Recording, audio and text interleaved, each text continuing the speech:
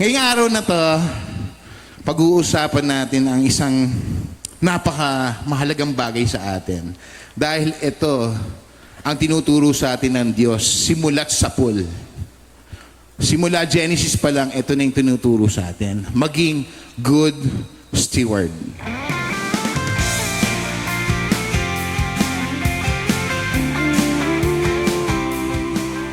Tingnan mo yung katabi mo kung good steward yan. Katabi mo. Kung may binigay dyan na alagaan ba niya o puro gastos. Ay, wala na. Huwag mo tignan yung katabi mo kung puro gastos. Saan ba? Okay. Ang title ko ngayon is Stewardship of Faith. Kaya Stewardship of Faith, kasi yung faith natin, yun yung ating paniniwala kay Lord eh. Yung iyong faith. Kaya lang minsan, yung faith natin, kung saan-saan din natin dinadala. May pananampalataya tayo kay Lord, very good. Kaya lang, dun sa mga bagay of this world, may faith ka din. Tahimik pa. In-English ko na nga. Stewardship of faith, yung pananampalataya natin, dapat minamanage din natin. Tama? Yung faith natin kay Lord, number one ay manage. Ito. God made us stewards of our body, time, and money. Una muna, God gave us this body for revealing the nature and character of God. Kaya na tayo ginawa. Diba? Nung sa Genesis, ginawa niya si Adam. Pansinin nyo, kinreate si Adam, mama na. Hindi baby. Kasi yung baby, hindi pa na makamanage yun eh. Hindi pa niya kaya mag-manage. Sa kaya lang niya, humingi ng ganito, umiyak. Pero ginawa si Adam, buo na, at binigyan siya ng mandate na alagaan yung buong Eden. Managing yun. Stewardship yan. Sinabi sa 1 Corinthians 6:20, you were bought at a price, therefore, honor God with your bodies. So, alam mo na, honor God with your bodies. Huwag yung kung ano-ano yung ginagawa niyo sa katawan niyo, ha? No judgment. Pero, pag hindi maganda yung ginawa sa katawan niyo, may consequence yan. Pero kung maganda yung ino-offer niyo yung body niyo as a living sacrifice, holy and acceptable kay Lord, may blessing. Amen. Number 2, so binigay yung body, binigyan tayo ng time. At ang time ang hindi mo maibabalik. Ang oras, hindi mo na ibabalik yung segundong ginawa mo, nagawa mo na yon. Nasabi mo na, nabayaran mo na, nautang mo pa. Pero yung time, hindi mo maibabalik. Time is always running. Kaya nga time is gold. Never silver, never bronze. It's gold. Kasi importante yung oras eh. Okay, may oras pa ako. Redeeming the time. Sa Ephesians 5:15-20, be careful. Be very careful then how you live. Not as unwise, but wise. Make the most of every opportunity because the days are evil. Therefore, do not be foolish, but understand the Lord's will is. Do not be drunk on wine, which leads to debauchery. Instead, be filled with the Spirit, speaking to one another with psalms, hymns, and songs from the Spirit.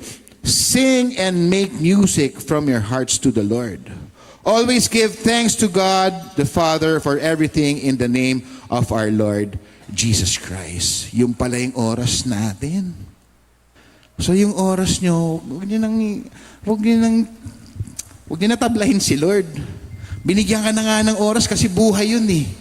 Pag wala ka ng oras, buhay yun eh. Kaya yung oras natin, napaka-importante. Kaya huwag kung ano-ano ginagawa nyo sa oras nyo. Sabi dito, kung wala kayong magawa sa time nyo, make songs and melody to the Lord. Ang daming pwedeng gawin para matuwa si Lord. Hindi puro taya ka ng taya, tapos hintay ka, wala namang panalo. Anyway, wala yun. Low judgment. Number 3 is money or our resources. Very important to. Lalo na, tao ka lang. Kailangan mo ng... At sino nalulungkot dito pag walang pera? Hindi, honest. Pakita natin sa video. Baka may tumulong sa inyo. Sinong nalulungkot dito pag walang pera? Thank you for being... Sino ulit pila? Hindi, wala. Alam mo ang pera, di ba sinabi nila, the root of all evil, money is the love of money is the root of all evil. Totoo naman. Kasi kung mas mahal mo yung pera mo dun sa nagbigay, talo ka. Kasi yung pera mabilis mawala eh. Pero yung nagbigay ng pera, matagal-tagal ang buhay nun. So may forever kasi si Lord ang nagbibigay sa atin ng pera. Yung iba, hindi pinaghirapan kayo. Oo, tama, pinaghirapan mo. Kaya lang, ano yung kasama ng paghihirap mo? Time. Tamo, buti na lang nag-agree yung bata. Alam niya yung pinaghirapan mong pera, saan galing yun? Sa oras na binigay sa'yo ni Lord. Sa katawan na binigay sa'yo ni Lord. So para saan pa yun? Nakabili ka nga ng Ferrari, pag akit mo naman sa heaven, baka kariton yun. Mas di ka pa nagsakay ng disciples, 2-door lang. Doon mo pa sa harap pinaupo. Sa may hood. So ang money, sumasama lang naman pag yan ang nagiging Diyos nyo. At hindi ang Diyos ang nagiging Diyos nyo na nagpapala sa atin sa araw-araw. Kung yung hininga nga lang, kung pwedeng ma-convert sa pera yun, yung bawat, uy, kaya lang, siyempre, spoiled. Sabi sa Matthew 6:21, for where your treasure is, there your heart will be also. So puso pa rin. So kung minsan nawawalan tayong pera, siyempre nakakalungkot ng konti. Siyempre kailangan kong bumili ng ganito. Itong pag-aralan natin. Minsan, nauuna ang wants sa needs. Tayo magbigay. Hindi, mamaya pa yan, mamaya. Nauuna ang luho sa pangangailangan. So si Lord, walang problema magbigay. Maluwag ang kamay ni Lord eh. Minsan tayo na nga lang ang gumigipit eh. Kasi gusto natin kaagad. Kailangan, give me. Pero tayo, natutong magluho. Alam mo, praise the Lord, kaming magkapatid sa family ng sa kila mami daddy, kami magkapatid, hindi kami tinuruan ng luho. Kasi sila mami daddy walang luho eh. Ang pinakaluho nila kami. Thanks ma'am, love you. Kami magkapatid, wala, hindi namin kailangan hindi dapat kami naka-gold watch, Pero hindi masama yun, huwag niyo ako i-judge. Hindi, sige, judge niyo ako. Hindi masama yun. Sinasabi ko lang, personal ko lang Tapos, siguro pinakaluho ko lang yung mahalin yung asawa ko buong buhay. Yun na yung pinakaluho ko eh. Pero kung may luho kayo, kung kaya nyo naman i-sustain, why not? Kaya lang huwag nyo gagawing Diyos yan. Kung hindi kayo nakabili ng ganito, parang, ano ba yan? Bad trip ang araw na to. Hindi na naman ako nakabili ng bagong panyo na Dolce & Gabbana. Pag yun ang nagiging Diyos mo, yung nalulungkot ka at dahil wala siya, delikado yun. Tandaan mo, may body ka at time. Tama, ikaw nagtrabaho, ikaw ang naghirap, ikaw ang nagpawis, ikaw ang pati dugo lumabas. Kung ano-anong liquid na lumabas dahil naghirap ka para makuha mo lang to. Magpasalamat ka kay Lord. Kasi kung wala kang time at wala yung body, wala kang luho. So, congratulations. Kung na-achieve mo yung 1 million mo nung 17 years old ka, congratulations. Pero yung 1 million na yan, mabilis maubos yan. Kaya kailangan mo talaga ibigay ang time at ang body mo sa Panginoon. Yun ang ibabalik eh. Alam mo, regalo sa atin ni Lord yun eh. Buong buo. Hindi niya binabawi yun. Kung babawiin niya yun, nakikita niya, uy, sumang tao to, psh, psh, psh. Siguro, binawi niya.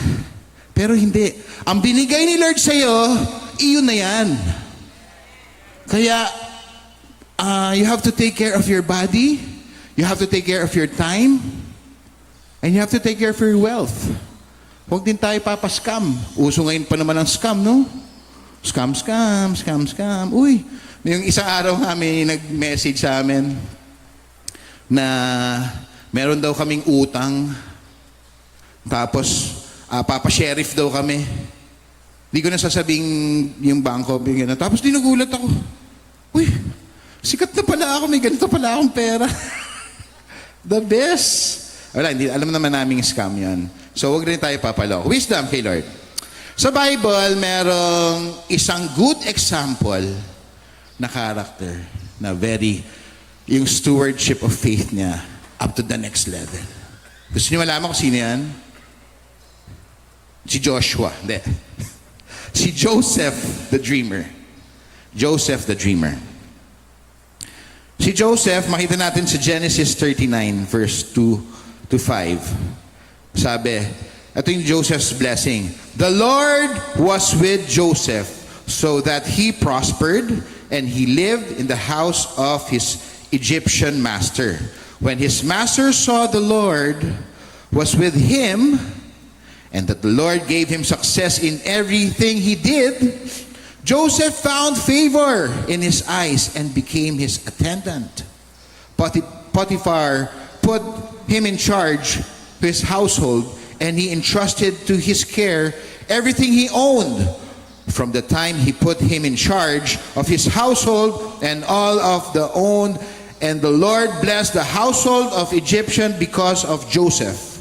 The blessing of the Lord was everything Potiphar had both in the house and the field. Tignan mo, si Joseph, the Lord was with Joseph. Kung saan tumayo si Joseph, bless yung lugar. Kung nasa opisina ka, bless yung opisina mo. Kaya huwag ka nang mag-aangs-angs dyan. Ako, si boss naman, di na naman binigay yung 15, 16, 14, 13, tsaka 12 ko. 150 na nga lang, di pa inabot. Huwag na ganun.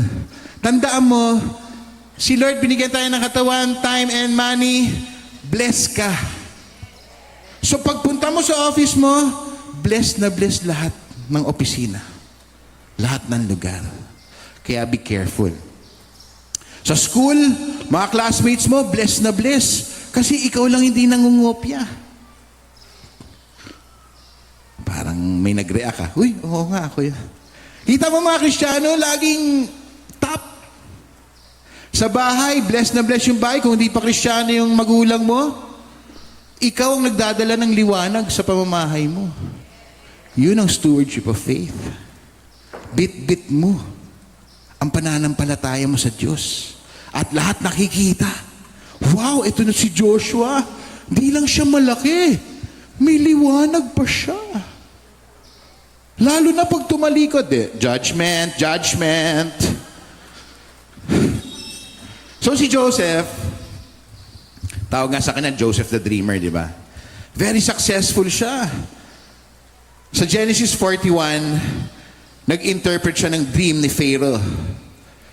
Then Pharaoh said to Joseph, okay na, basahin nyo na lang yan kung ano ibig sabihin ng dream. Basta maganda yung dream na yan. Maganda basa din kayong Bible sa Genesis.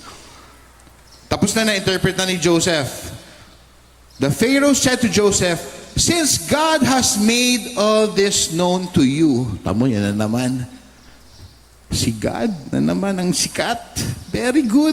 Liwanag eh.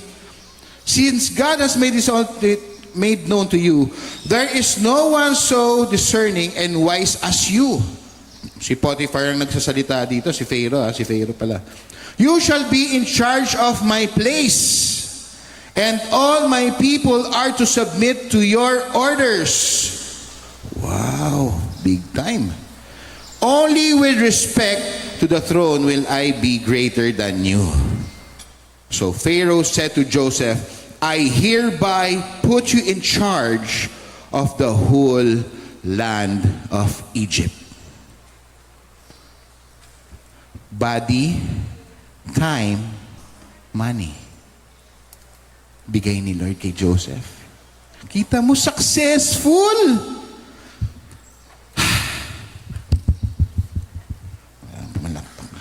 Successful! Haba na. Okay. So si Joseph talagang nandun sa level ng kanyang stewardship. Talagang big time. Second in command kay Pharaoh. Ang hindi lang niya pwede galawin daw, yung pag naghahari na siya dun sa trono, yun lang hindi niya pwedeng galawin. Pero lahat, susunod sa kanyang order. Joseph the Dreamer, big time. Talagang na-manage niya yung kanyang pananampalataya kay Lord. Blessed na blessed. Tingnan mo yung katabi mo kung si Joseph yan. Sabi mo, hi Joseph. Kung girl, hi Joseph. Okay. Kaya lang, ito. 3 characteristics of stewardship na na-achieve ni Joseph. Ma-achieve din natin to. We can relate to this. Number 1 is his trustworthiness and responsibility. Ano siya? Tiwala kay Lord. Tiwala. Sa lahat, tiwala kay Lord. Ang dami nila magkakapatid, di ba? Pero siya yung napili. Tiwala kay Lord. At responsible siya sa lahat ng ginagawa niya. Number 2, wisdom and planning. Nung in-interpret niya yung dream ni Pharaoh, na tingin ko yun yung one time, big time. Kasi nung araw, pag mali ang sagot mo sa hari, ikaw ang bali. Gets nyo? Pag nagkamali ka ng move sa hari, checkmate. Walang second chance nun. Kung di ka papakain sa leon, tatapong ka sa apoy. Or kung may maisip pa sila. Kaya lang, number 2, wisdom and planning ang ginawa ni Joseph. Nag-pray siya kay Lord for wisdom. Sinabi nga doon na, hindi ako mag-i-interpret. Gagamitin ako ni Lord. Si Lord ang mag-i-interpret. Yun yung sinabi niya eh. Pasahin niya lang doon sa Genesis. Hindi ako mag-i-interpret ng dream mo. Si Lord ang mag-i-interpret ng dream mo. So natuwa si Pharaoh kasi tama. Ginamit ni Joseph ang wisdom at nagplan siya. So tayo, bago ka gumawa ng moves mo, hingi ka mo ng wisdom kay Lord. Tapos magplano ka. Hindi, ay okay, go. Hindi na. Wisdom muna. Parang nung araw nung bata ako, kuya ko kasi architect. Full of wisdom ang kuya ko. Palapakan niya naman yung kuya ko kasi super architect yan. UAP, sabihin ko pa yung mga... Hindi, si kuya kasi doon, nagda-draft pa noon eh. Hindi pa masyadong aning computer. So nakikita ko doon sa room niya, may drafting table siya, ang daming paper, ang daming pencil, ang daming marker, ang daming... Tapos nagtataka ka pa, uy, cool, parang ayos. Tapos sa araw, di parang wala siya sa bahay, parang curious, ano kaya, paano kaya? Kaya lang natakot din ako kasi serious eh.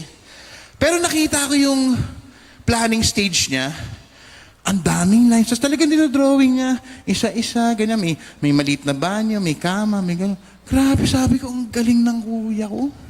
Galing mo, kuya. Love you. Tapos dumating na yung AutoCAD. AutoCAD. Wisdom yun eh. Hindi na siya nagda-drawing. Mouse na lang. May mouse pa nga siya sa daliri. Na gano'n. Hindi ko na nakita kasi may password eh. Tapos, pero nung pinrint na niya, grabe, very meticuloso yung pagkakatas. Perfect. Wisdom and planning. Galing mo, Kuis. Galing kasi ng nanay, tatay natin. The best eh. Best mom and dad ever. Okay. Kaya yun, bago kayo gumawa ng moves, na si personal mo, hingi ka muna ng wisdom kay Lord. Walang masama dun. Hindi corny yun. Sinong sabing corny yun? Wisdom and planning. Number 3, integrity and humility. Eto na. Si Joseph, very humble. Yan ang turo sa kanya ng tatay niya, kaya nga may jacket siya eh. Tandaan niyo? Basahin niyo kasi. Next topic ko yan, yung quote. Yan ang ibig sabihin nun. Faithful, humble, basta he's the perfect son. Kaya binigyan siya ng jacket. At integrity. Hindi nang dadaya si Joseph. Talagang kung ano yung sinabi niya, gagawin niya with the help of the Lord. Parang sabi nga nung nanay ko sa akin, alam mo, pagka may maaning integridad mo sa buhay, kailangan you have to honor time. Time na naman.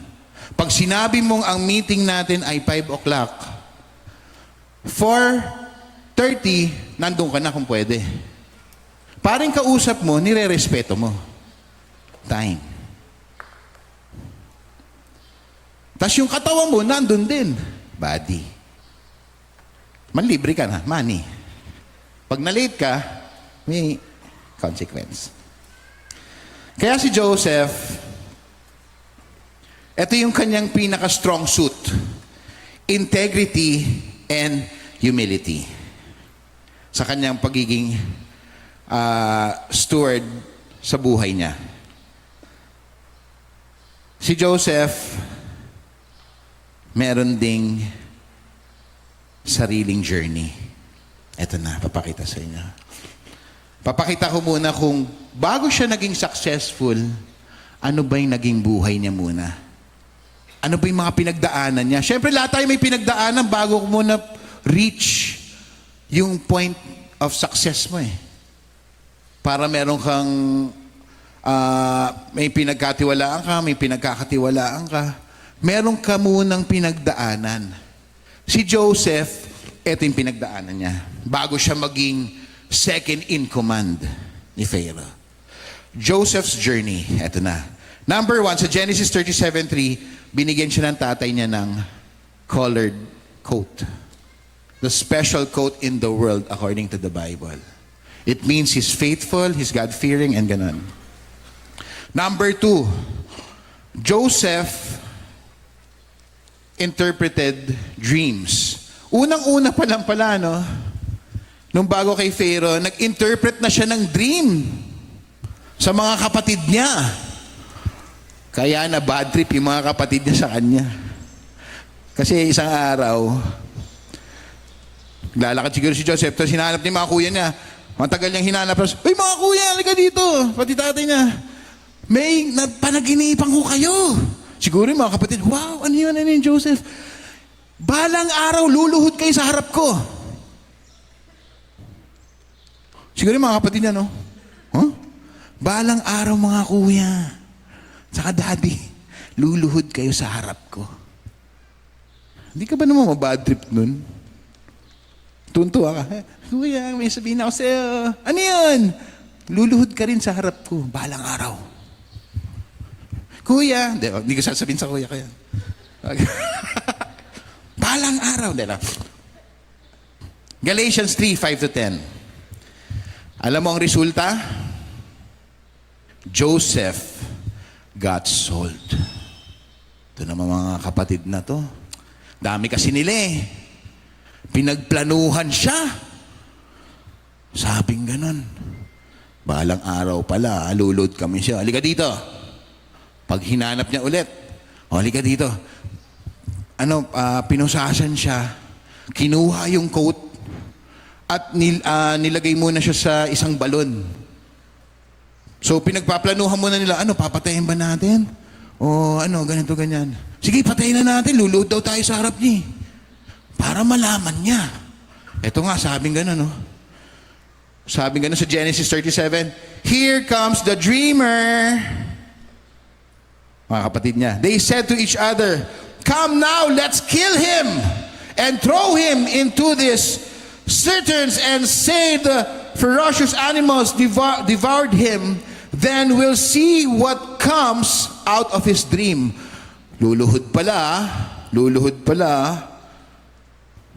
Patayin ka na namin. Kaya lang may Reuben heard this and he tried to rescue him from their hands. Let's not take his life, he said. Medyo si Reuben, semi-mabait. Don't shed any blood. Throw him into the cistern here in the wilderness, but don't lay a hand on him.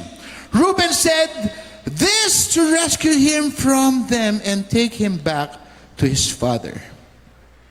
So Joseph came to his brothers. They stripped him. Ito, nahuli na siya. They stripped him of his robe, the ornate robe he was wearing.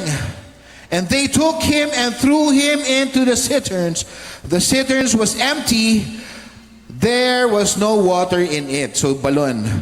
As they sat down to eat their meal, mga sina talaga. So, pinapalanong, kumakain pa pala sila. Ano kayang gagawin natin habang kumakain sila? Nandun na si Joseph sa balon. Walang tubig, madilim na sa... As they sat down to eat their meal, they looked up and saw a caravan of Ishmaelites coming from Gilead. So, galing pala sa Gilead yung Ishmaelites. Gilead eh. Okay. Their camels were loaded with spices, balm, and myrrh, and they were on their way to take them down to Egypt. So, may dumaan na mga slave, mga master, mga ganyan. Galing sa Gilead. Okay. Judah said to his brother, ito din si Judah, may semi-good. What will we gain if we kill our brother and cover up his blood? Ano kaya, no? So isipin mo, pinagplaplanuhan ka, ano? Andun ka sa balon, ano kayong ginagawa ng mga kapatid ko? Mga kuya, may extra dream pa ako, explain ko sa inyo. Ito talaga. Di ba yung nandun ka na sa loob ng balon, ano kaya yung feeling mo, kung ikaw si Joseph, nagsabi ka lang naman ng panaginip sa mga kapatid mo eh. Sama ba yun? Sinabi mo lang naman, balang araw luluhod kayo sa harap ko. Sama ba yun? Panaginip lang naman, kwentuhan lang naman. Tapos anong ginawa sa kanya? Nilagay pa siya sa balon. Minsan ba nararamdaman niyo yun? Gumawa ka lang naman ng gusto mong ikwento. Totoo naman eh. Tapos sumabit ka pa. Napunta ko sa balon na napakasikip. Siguro kung ako yun, hanggang taas lang ako. Ginudge niya na naman ako. Pero si Joseph, siguro sa ilalim, Kuya, mga kuya, ito promise, ito na talaga yung totoong meaning nun. Too late. Ano na siya? Come, let's sell him to the Ishmaelites and not lay our hands on him. So takot din silang saktan si Joseph. Hindi pa rin eh. Kasi binaon mo sa balon eh. Come, our hands on him. After all, he is our brother. Wow. Ginamot pa. Pinatay mo na, ginamot mo pa. Our own flesh and blood. His brothers agreed. So talagang nabadrip yung mga kapatid dun sa dream. Kaya lang si Joseph, sipin niya yung feeling dun sa masikip na balon. Mga kuya, okay na ba kayo dyan? Okay na. Ano, papatayin niyo ba ako? Bebenta? Hindi niya alam yan. Ang feeling ko naririnig niya eh. Kasi kumakain daw sila beside the balon. Feeling ko naririnig ni Joseph, nangyari na ba sa inyo yun na gumawa ka ng maganda, tas tinabla ka pa, pero naririnig mo sila. Huwag na natin kausapin yan, no? Tablado niyo, wala naman yan. Tapos makikita mo pa sa Facebook, these Christians, hypocrites, kung ano, mapi-Facebook ka pa. Tapos ayoko na ng Facebook, binura mo na. Pagdating mo sa Twitter, may picture ka pa. Ikaw pa yung masama. Kinuwento mo lang naman yung dream. Tablado ka pa rin. So when the Midianite merchant came by, his brothers pulled Joseph out of the cistern and sold him for 20 shekels of silver to the Ishmaelites who took him to Egypt. Kumita naman pala yung magkakapatid. Kaya lang sa hindi magandang paraan. Binenta yung kapatid! Sabi siguro, sige, wag na natin patayin, benta na lang natin. Wow! Ginawang lechon na. Binenta. Yung pala, na pala yung galing na word, no? Pag tinabla ka, binenta ka pala, no? Nabenta. When Reuben returned to the cistern and saw Joseph was not there, he tore his clothes. He went back to his brothers and said, "The boy isn't there. Where can I turn now?" Then they got Joseph's robe, slaughtered a goat, and dipped the robe in the blood. They took the ornate robe back to their father and said, "We found this. Examine it to see whether it is your son's robe." Ito na yung pinakamasakit na nangyari. Yung tatay niya, mahal na mahal niya si Joseph eh. Siya lang may jacket eh, may robe. Kaya lang itong mga kapatid na to, pinagplanuhan pa yung jacket. Naiisang napakaganda. Inggit na inggit siguro sila dun sa jacket na yan. Ba't kasi siya lang ang binigyan eh. So yung tatay, binigay ng mga kapatid, nilublob sa dugo. Sinabi, "Dad, nakita namin tong jacket na to. Kay Joseph kaya to?" Kinain yata siya ng mga animals.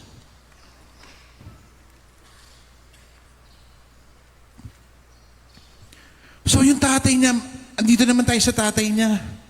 He recognized it and said, "It is my son's robe."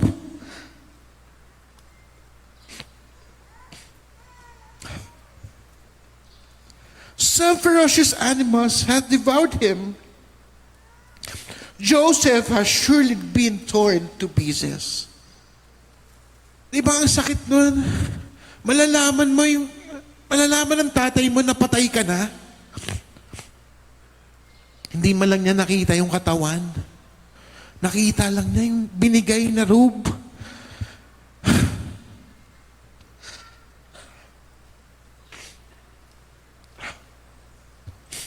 Then Jacob, ito na pinakamasakit. Then Jacob torn his clothes,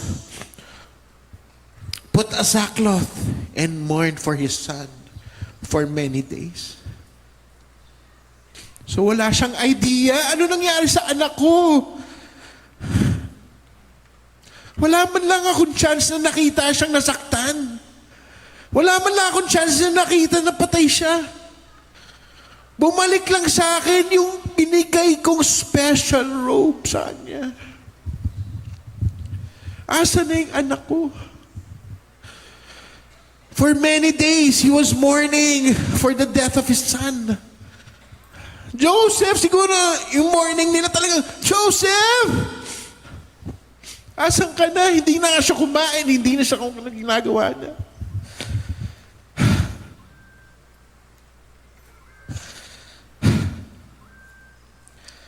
Pero alam mo, God is good. Doon sa lahat ng pinlano sa kanya na masama, doon sa lahat ng kasi pinagplanuhan eh. Hindi lang basta pinatay eh. Pinagplanuhan siya. Pinagplanuhan. Minsan gano'n tayo sa buhay natin, pinagplanuhan ka ng hindi maganda. Kaya maging alerto tayo lagi. Wisdom. Kaya lang nangyari na eh. Pinagplanuhan si Joseph. At nangyari na, sinabi na sa pinakamasakit, sa pinakamahal niyang tao, "Dad, eto ba yung damit ni Joseph na puro dugo?" Naku, yan yung damit na binigay ko kay Joseph. Asa na siya? Kinain na siya ng mga animal.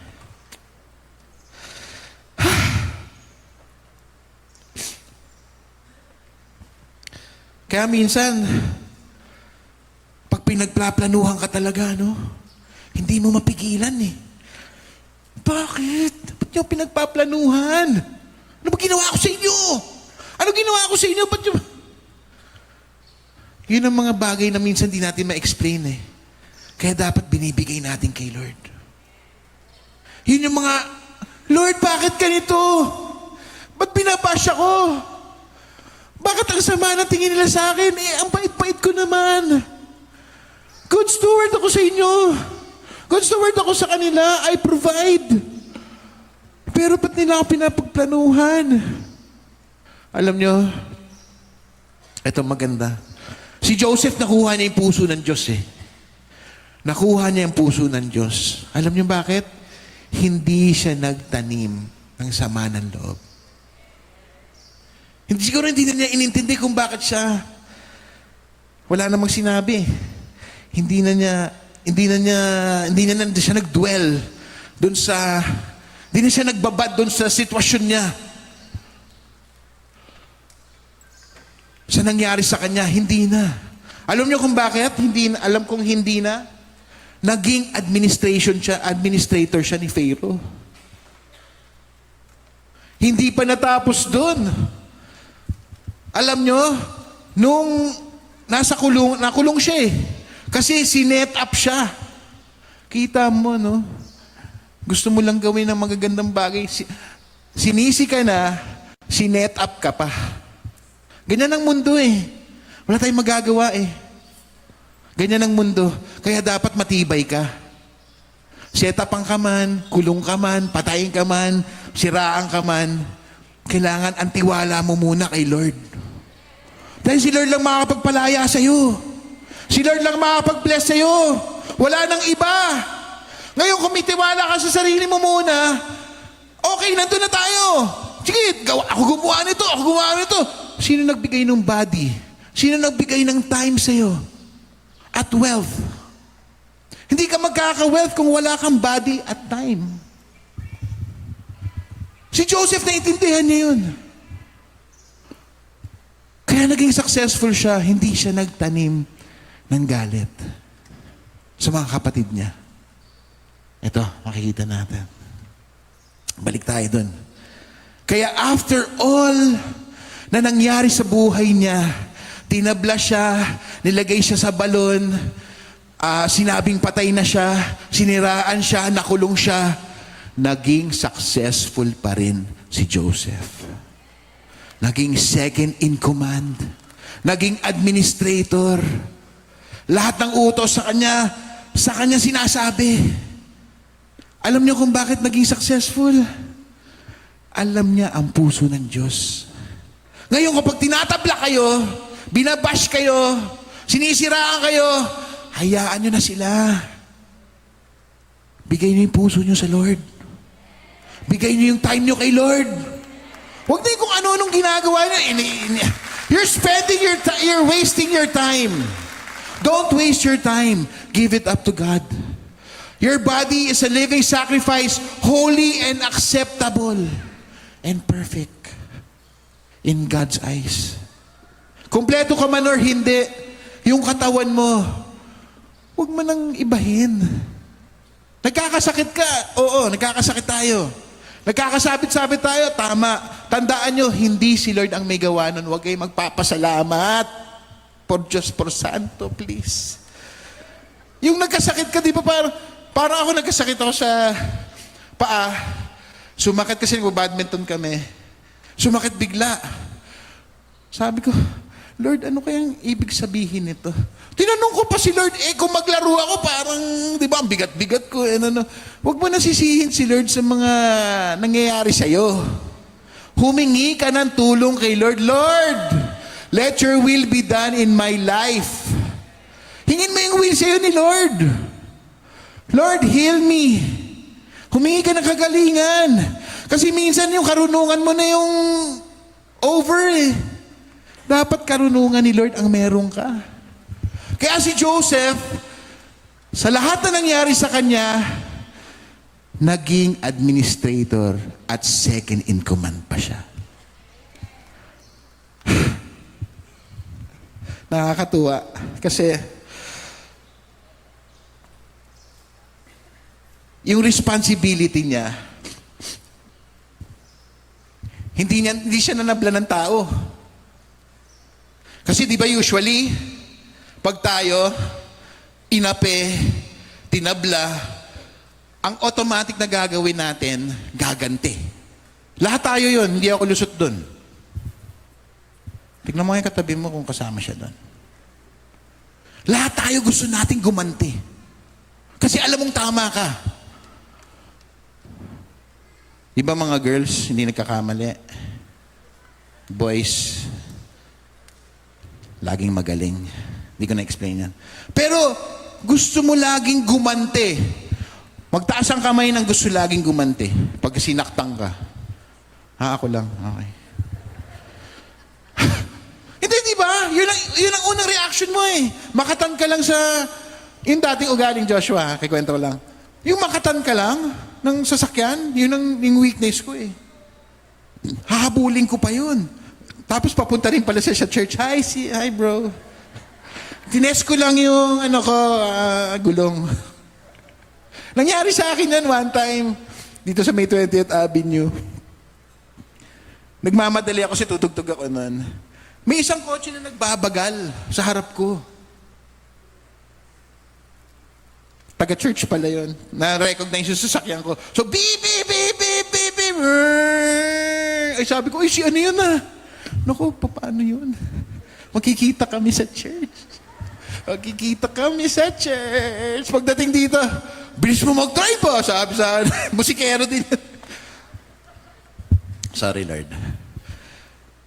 So, alam ni Joseph, yung puso ni Lord, huwag ka magtanim.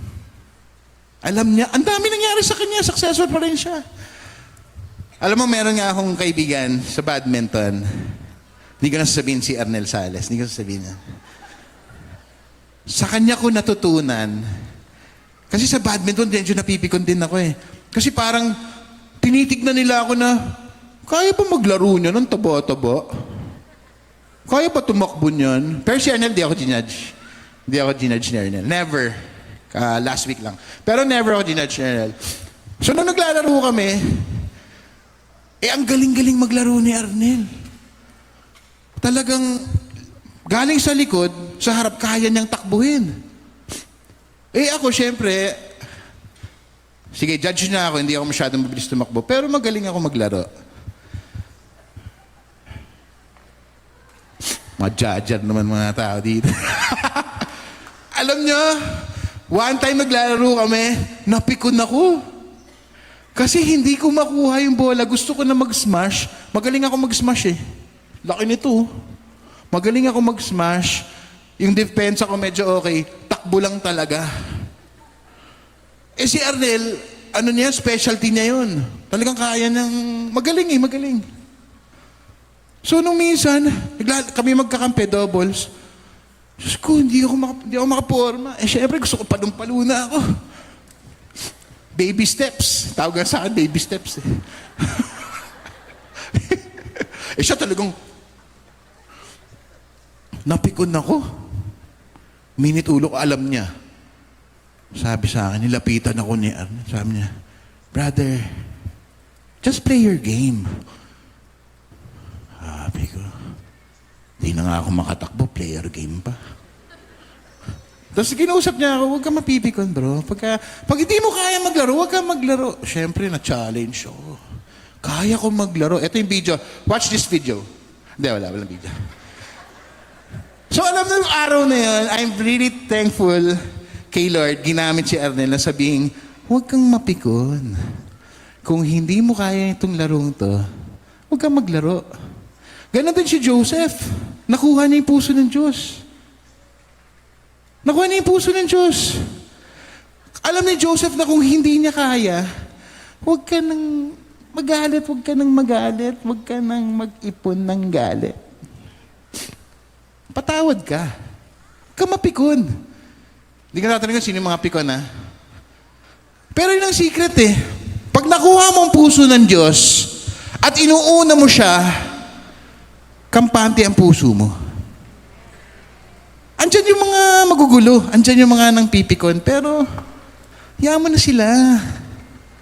Kung gusto mo maging successful sa buhay, unahin ang Diyos. Mahalin mo ang kapwa mo with your body, with your time, and with your wealth. Maging successful ka. Administrator, second in command. Kaya si Joseph, bilib na bilib ako eh. Ang dami niya munang pinagdaanan bago niya makuha. Wala naman tayong pag panganak mo, ano ka na kaagad? Presidente, di ba? Oo, meron. Huwag nang nakitouch kami. Baba mo na, brother. Wala namang ganun, di ba? Lahat tayo nagsimula sa wala. Tama? Kahit mayaman ang mga magulang mo, nagsimula ka sa wala dahil natututo ka pa lang eh. Si Joseph, nakuha niya ang puso ng Diyos. Taas yung kamay niyo sa may Lord. Taas yung kamay niyo sa may Lord. Gusto kong makuha ang puso mo. Lord, taas niyo. Maging sincere kayo. Lord, gusto kong makuha yung puso niyo. Gusto kong makuha yung puso niyo, Lord. Amen. Kaya ito, for my last verse, this is the reward of Joseph as we end. Then Pharaoh, is verse 42, okay? Genesis 41. Then Pharaoh took his signet ring from his finger and put it on Joseph's finger. Parang hindi na-get yun. Ulitin ko. Then Pharaoh took his signet ring from his finger and put it on Joseph's finger. He dressed him in robes of fine linen and put a gold chain around his neck. He had him ride a chariot as his second in command. And people shouted before him, "Make way!" Thus he put him in charge of all the whole land of Egypt.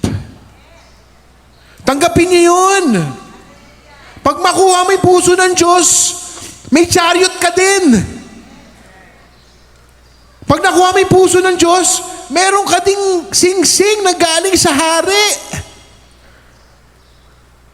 Pag nakuha mo yung puso ng Diyos, magkakaroon ka din ng mga land. Blessing yun. Mga lupain. Mga tinanim mo, aanihin mo yan. Mapukuha mo lang yung puso ng Diyos. Pag nakuha mo yung puso ng Diyos, maging good steward ka. Alam mo na kung ano yung mga uunahin mo sa buhay mo. Alam mo ni mga priorities mo. Yung mga wants mo, uunahin mo muna yung needs. Actually, si Joseph, may pagkakataon siya eh. Nung naging servant siya, pwede niyang tablahin yung mga kapatid niya. Hindi niya ginawa yon. Alam mong ending kay Joseph, tinawag pa niya yung mga kapatid niya. May famine ng mga oras na yon. Famine, may tagtuyo. Dahil nakuha ni Joseph ang puso ng Diyos, kinuha niya ulit ang mga kapatid niya na tumabla sa kanya at sinabing, dito na kayo tumira kasi may famine. Pakakainin ko kayo kasama ang pamilya niyo. Dahil nakuha niya ang time, ang body, ang wealth ni Lord.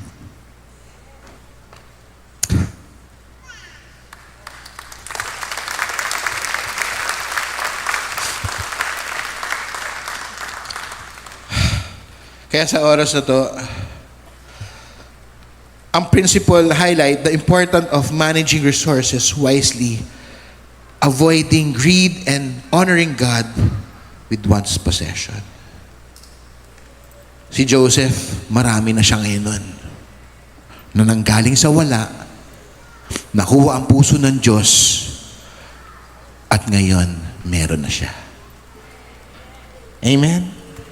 Gusto niyo ba makuha ang puso ng Diyos? Sabihin niyo, gusto niyo ba makuha ang puso ng Diyos? Ngayong araw na to. Ngayong araw na to, meron po tayong gagawin. leading po ng Holy Spirit. Thank you, Jesus. Can you say, I love you, Lord? Can you say, I love you, Lord? I love my family. Thank you for my life. Say, thank you, Jesus, for giving us the best day ever. In Jesus' name we pray. Amen. Hanggang sa muli po, God bless you and praise the Lord.